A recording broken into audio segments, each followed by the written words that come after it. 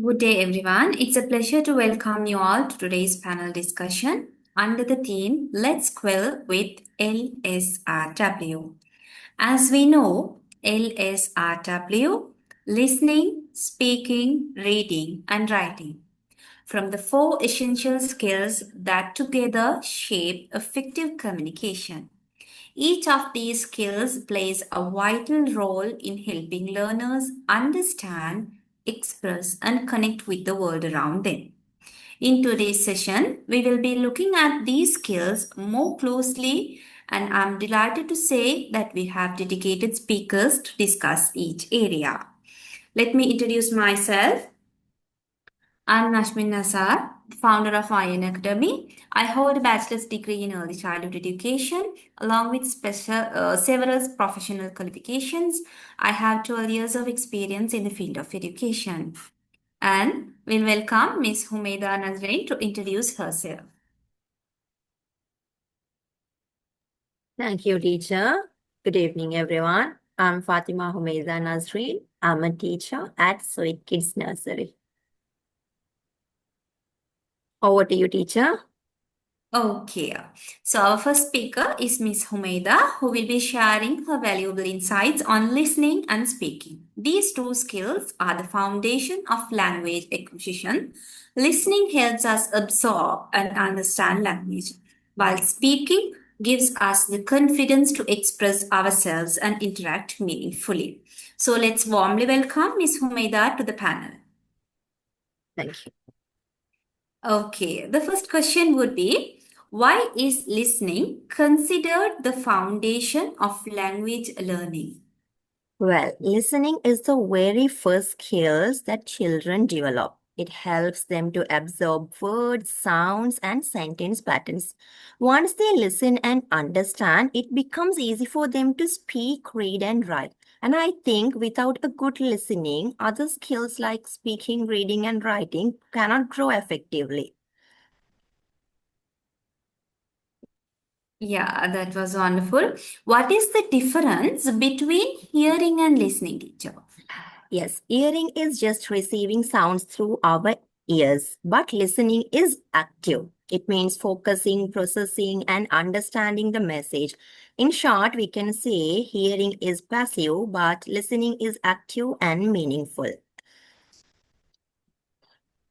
Okay, and the next question is, why is speaking important in language development? Yes, speaking Why do is you think so? important. Yes, speaking is important because it allows children to express their feelings, ideas, and thoughts. And also, it builds confidence, helps them to improve pronunciation, uh, uh, and it strengthens the communication skills. Also, when they practice speaking, they learn to use language in real situations. Yeah, that's true. Okay, the next question is, how can teachers encourage speaking in the classroom? Yes, teachers can create opportunities for children to talk through storytelling, role play, or show and tell. Even simple question and answer sessions will help children to speak more and become confident communicators. Yeah. Okay, then the final question would be, as a teacher, how do you balance LSRW skills in the classroom? As a teacher, I try to integrate all four skills in a daily lessons. For example, a storytelling session may start with listening, then children retell the story by speaking, then they read a text, and finally they write a simple sentence about it. In this way, all four skills are developed naturally and meaningfully. Thank you so much for your valuable insights, teacher. My Thank pleasure. you. Okay, thank, yes. Thank you, Rishan Ashmin, for guiding us through the first part of today's discussion. Now I will be taking you through the second half of our panel discussion on the theme. Let's coil with listening, speaking, reading, and writing. In this session, we will continue to explore how these four essential language skills connect with each other and how we as educators can encourage children to become confident and joyful learners. So let's begin our second half. So your first question is, how does regular reading shape a learner's overall language development? Okay, thank you. And the regular reading is often described as the foundation of language learning because it serves as the gateway to all the other skills, right? Through reading, learners encounter new vocabulary in natural context, which makes it easier to understand the meaning and the usage. They also become familiar with different sentence structures, grammar patterns, and style of writing that they can later apply in both speaking and writing. In addition, reading enhances comprehension skills as learners must process, analyze, and interrupt what they read. For example, if a student who reads a short story not only understands the plot but also observes how the author uses dialogue, like description and imaginary. Over time, this exposure improves critical thinking, creativity, and even cultural awareness. Since reading often introduces learners to new perspectives and ideas, ultimately, the regular reading doesn't just improve academic performance but also builds confidence, fluency, and the motivation to communicate effectively. That's wonderful, teacher. Now, can you tell me what practical strategies can schools or teachers use to cultivate a reading habit among students? Yeah, that would be like building a reading habit requires more than assigning books. Like it needs to be made engaging, accessible, and relevant. One of the most effective strategies is creating a print-rich environment, such as reading corners, mini libraries, or book displays that invite curiosity among them. Teachers can also use read aloud like sessions where they model expressive reading, helping students expressive they can experience the rhythm and the tone of the language. Choice is equally important when students are allowed to select books based on their own interest, whether stories, comics, or informative texts. They are more motivated to read. Linking reading with interactive activities such as book reviews and they can do peer reading or group storytelling. Also, we can transform reading into a social experience, making it less core and more of a shared journey. Lastly, recognition and engagement go a long way. Like simple things like reading logs of certificates or showcasing students' books reviews can inspire a lasting reading culture among them. That's wonderful, teacher. Now tell me, why is writing considered the most reflective of the four skills in LSRW? Yeah, that's a good question. Writing is often called the mirror of the mind, right? Because it demands though keep the and careful expressions.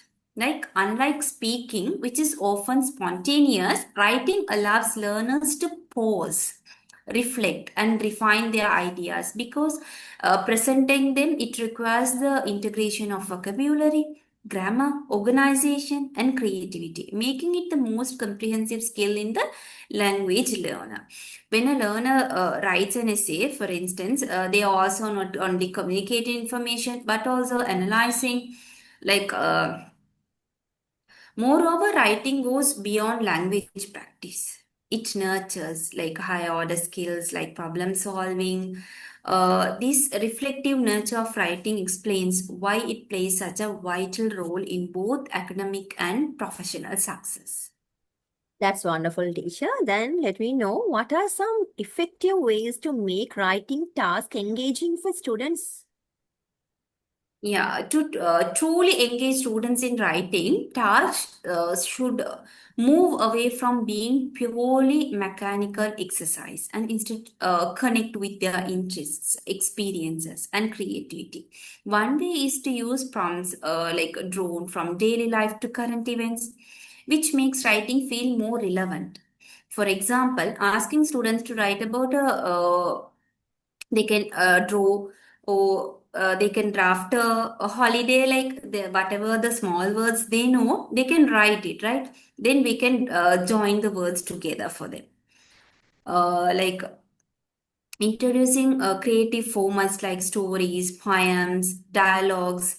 We can use introduce them in easy way, right? Another engaging method is to connect writing, like they can create their own set of words and publish, like we can put it on the notice board or something. We can encourage them more. uh, as when students see their writing has an audience, they feel more motivated and put effort and creativity into that. That's wonderful. So our final question is how do reading and writing integrate with listening and speaking to form complete language learning? As we all know, language learning is holistic, and the four skills listening, speaking, reading, and writing are deeply interconnected. Listening and reading are considered input skills, while speaking and writing are output skills. Without input, output cannot be strong, right? For instance, a child who listens to stories develops an ear for pronunciation and rhythm, while reading strengthens vocabulary and comprehension. These inputs directly influence how fluency the child can later speak and write. Speaking and writing, on the other hand, are the productive skills that test how well the learner can use what they have absorbed. A good speaker often draws upon expressions and vocabulary learned through reading, while a good writer benefits from the logical flow and the structure seen in the text. Uh, and for example, students might listen to like a podcast, like a listening activity, discuss it in groups, like they can speak out that one, reader. They this finally they can give their own reflection on what they have learned. This cycle ensures that balanced development. Thus, cultivating all four skills together creates not only a competent language user but also a confident communicator in real life situations. Thank you. Thank you, teacher. That was so wonderful. As we come to the end of this panel discussion on Let's Quell with listening, speaking, reading, and writing, it's clear that all four skills are deeply linked. Listening builds speaking, reading strengthens writing, and together they shape a child's ability to communicate and express themselves. And with that, we conclude today's panel discussion. Thank you.